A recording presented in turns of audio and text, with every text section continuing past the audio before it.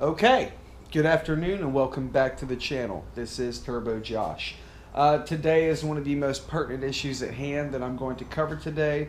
Does your Harley, does my Harley hunt, stumble? Does it jitter? Does it just not feel right? Does it hesitate? I have that issue and I'm sure you do too, and I have not seen a video on this, so this is my video because I'm in the game as well and I'm suffering from the same problem. Oh my god! I about nunchuck the hell out of that thing.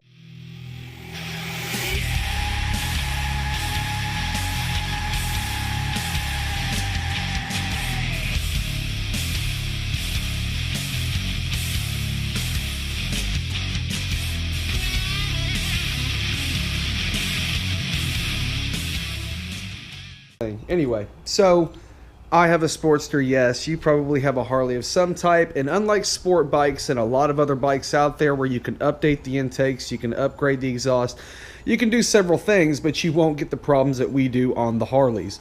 My problem being, the guy that I got this bike from put the air cleaner on it. From what I found out, it was already tuned on the pipes, but there's not a tuner on it. So when he added the air cleaner, it was never compensated for. So when I'm riding down the road, I'm really anal about performance. I can tell. I have a 150 boat. I have the Titan. I have a built 240SX. Look at the channel. You'll see it there. So I can tell when I'm riding down the street and I can feel it kind of hesitating or like someone's kind of bumping the back of your bike. I took a right-hand turn off of a stop sign and had very minimal throttle coming out, and I actually heard backfire and stuff come back through the intake. Go pop, pop, pop. And I'm like, well, that sucks. That's stupid. This bike is awesome.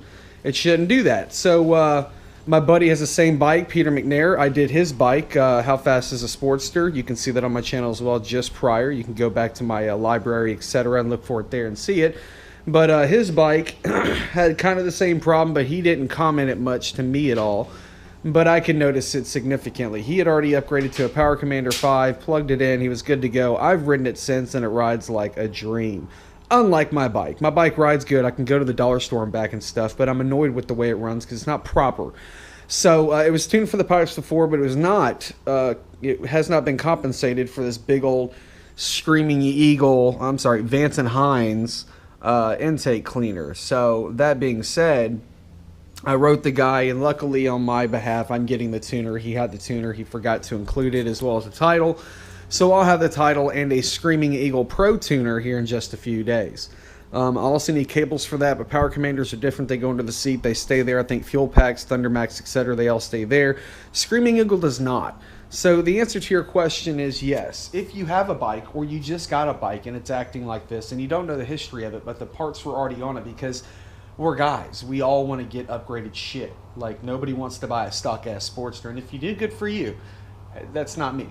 That being said, if you get it and it's riding funky or it's even got a tuner on it, it may have been upgraded since it had the tuner put on it, and you need to update those changes. I will have a video coming out very soon because my tuner will be here in 1 or 2 days, but I'm also waiting for cables so I can plug into it and obviously get it a tune that's got the air cleaner on it, because right now it's tuned for a stock intake cleaner and the pipes that are on it. And I can just tell the bike will run hotter, it won't run as smooth, it's not as loud. A lot of people quote that you get a lot of tone back and it's very loud and aggressive when you start it up, and they prefer the rumbliness or the manliness that comes with a programmer. I personally don't care. I don't care what it sounds like. It's already got savage pipes, so it's going to sound savage. But the answer to your question is yes. You need to situate what you're tuned on if you have a tuner, and if you're going to get a tuner, and where you're going to get it from. Because if you have one of these and you have savage ass Vance and Hines hot shot pipes or even random slip-ons, I'm assuming random slip-ons will not affect the bike as much because there's still back pressure added. With these savage ass pipes, it is a very big deal. So I will be doing the video on that coming up next, and several other videos, because obviously all the information I have learned has come off YouTube. It's the fastest, most entertaining way to get what you want. And I don't think I saw anybody covering why. They just cover the programmer, which I will too, because it's common sense. And otherwise, if I wanted to cover any of this stuff on a Sportster, I'd kind of be a fanboy, because I wouldn't have indeed owned a Sportster. So now I do. So here comes the montage of Harley educational videos. And I hope everybody else does the same, because hats off to the internet, hats off to YouTube, hats off to Dan the Fireman, and you know, I think Maxwell Thomas, I think, is another Harley guy. These guys provide so much information to me. And the first night that I got the bike home by midnight, I knew everything about it I needed to know about general maintenance, oil change, belt tightening. I'd already adjusted my throttle, my clutch levers, which I'll do on my channel as well. But for now, that answers the question, today's topic of the video. And more will come, updating you on getting Screaming Eagle up to date, how it works out, and all that good stuff. But for now, thank you for watching me and Turbo Josh. Remember to do it for the people. I don't know if you can get a shirt shot. You might be able to get a shirt shot, something like maybe like that. I don't know. Just comment below if you could read that. But I'll leave end links up, and I'll leave a subscribe button up.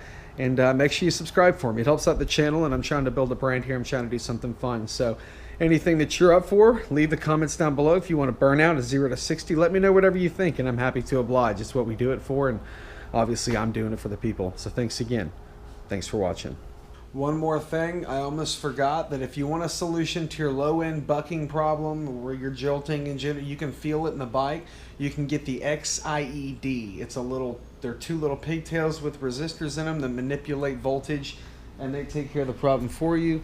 But if you do that, you do not have access to adding juice for horsepower. They're only $90 or something like that, so they're a very cheap and quick way to get it done. They're all plug and play. It takes about 10 minutes, so that's your spoiler for the day. Go ahead and hit the outro and